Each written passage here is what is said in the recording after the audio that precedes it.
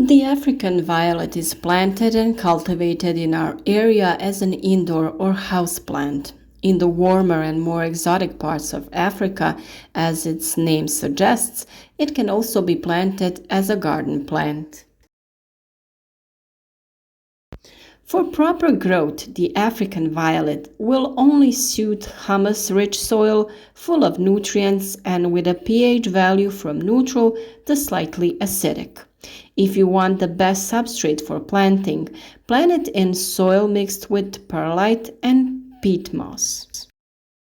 Add some dolomite lime to the mentioned mixture by adding 3 or 4 tablespoons of lime to 4 cups of soil.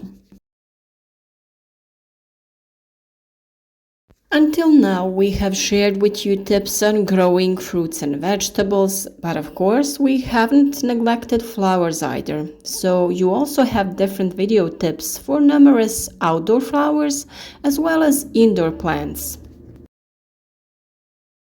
In today's video, we will primarily pay attention to the simple propagation of violets, but in the course of the video, we will also share with you various tips on how to maintain and care for them, and how to constantly have new beautiful flowers.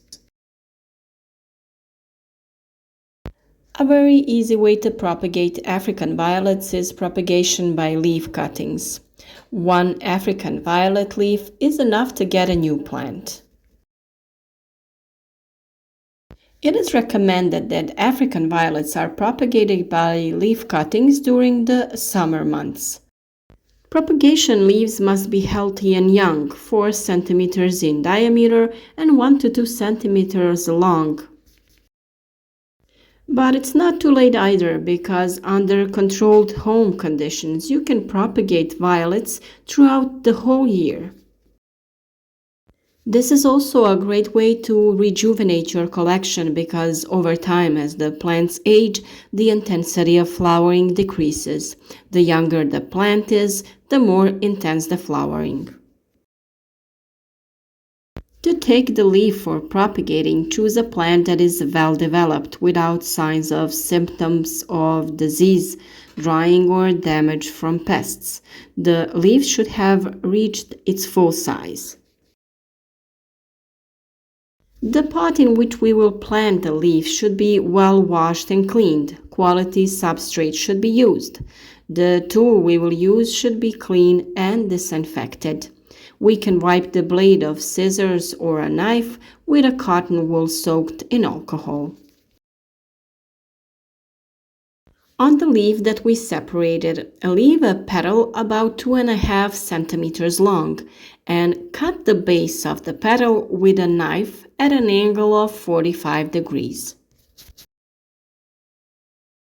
If you want to speed up the rooting of the plants, you can lightly dip the cutting into a hormone. It is a powdered hormone that you can buy from special shops or garden centers that have it.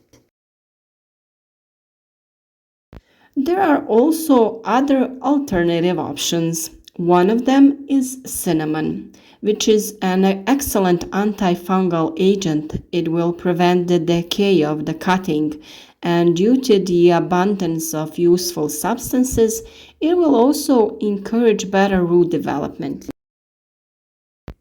Honey can also serve you well for this purpose.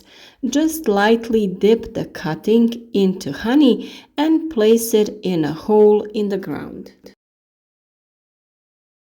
Make a hole in the middle of the substrate with your finger or a tool such as a pencil, in which you plant the prepared African violet leaf. This way that hormone or cinnamon won't fall off the leaf and it will stay on it. As with any leaf rooting, moisture is required for the success of the procedure. We will provide it by regularly watering the soil and keeping it slightly moist. Optionally, put a nylon bag over the pot or cut a plastic bottle in half. You will get a small greenhouse in which the leaf will have all the conditions to develop a root. I use the styrofoam pad because it maintains the ideal temperature and it is easier to maintain soil moisture than if the leaves are folded in separate containers. And you can also do it by putting a lot of leaves into one container with soil. After you added all the leaves that you wanted into a pot, you put that pot in a bright and warm place, preferably on a windowsill. Periodically check the humidity in the pot.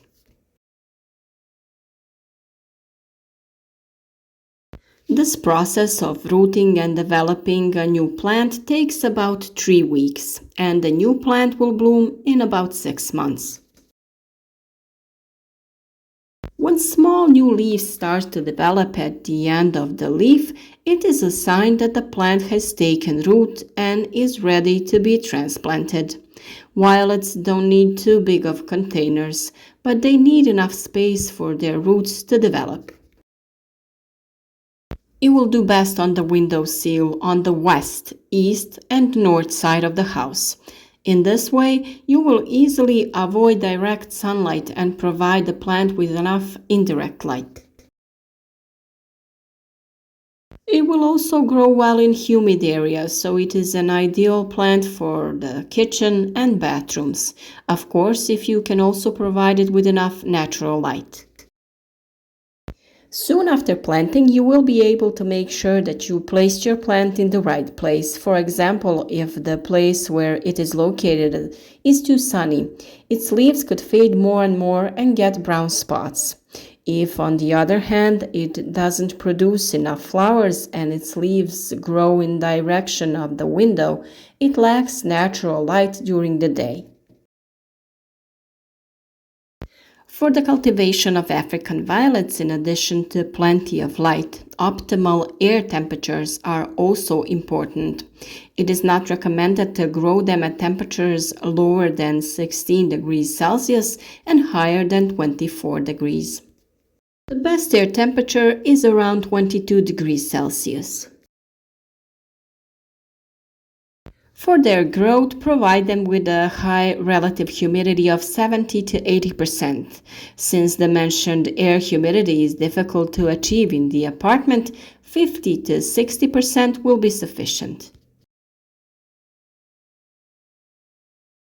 In order for the plant to grow well, it needs to be cared for and maintained regularly. It is recommended that you change its substrate once a year. It will grow better in fresh substrate. In addition, regularly remove the blooming flowers, as this is the only way to achieve flowering throughout the year. Fleshy leaves covered with hairs will accumulate dust over time. African violets do not tolerate soaking leaves, so avoid showering the plant. Remove the dust with a soft brush. To ensure the proper growth and development of the plant, it is recommended to turn the African violet a square of a circle once a week. If you notice that your plant is wilting and it is placed in a place where it receives enough light, you are probably watering it too much. Reduce the amount of watering. The soil must be moist but not wet. In the absence of flowering and the appearance of yellow leaves, the African violet does not receive sufficient amount of natural light during the day. Tiny dots on the leaves and flowers mean that the plant is in a place where it gets too much light and sun. Just as it has requirements regarding natural light, it is also sensitive to water. Although it generally likes humidity and needs to be watered often, you have to be very careful. It likes moist but not wet soil. Therefore, it would be best to water it in a plate from which the plant will draw as much as water as it needs. It will like water without lime scale, left for 48 hours at room temperature. Too much chlorine in the water can burn the leaves and lead to the absence of flowering. And how will you best know when you need to water them? So that the top layer of the soil to a depth of 1.5 centimeters is completely dry. Only then fill it with water again. Although some recommend fertilizing only once a year, in order to ensure constant flowering of the plant, feed it twice a month, from the spring months until the end of summer, with a fertilizer for feeding flowers. Fertilizer with the same proportion of nitrogen, potassium, and phosphate dissolved in water will suit her best. If the violet has reached its maximum in the jar and the roots have no room for further expansion, it needs to be transplanted. Transplanting the violet is done in the spring months before the new flowering season begins. You'll know it's time to transplant when the stems start to rise from the ground. This means that the root has spread so much that they push it slightly into the air. I think that with this we covered all the advice, and I hope you find this video helpful in expanding your violet collection, restoring old and dilapidated plants, and that some of these tips are useful to keep your violets healthy and blooming all year round. If you found this video useful, please support our work by sharing the video so that it will be useful to others. And let's enjoy these and other beautiful plants together.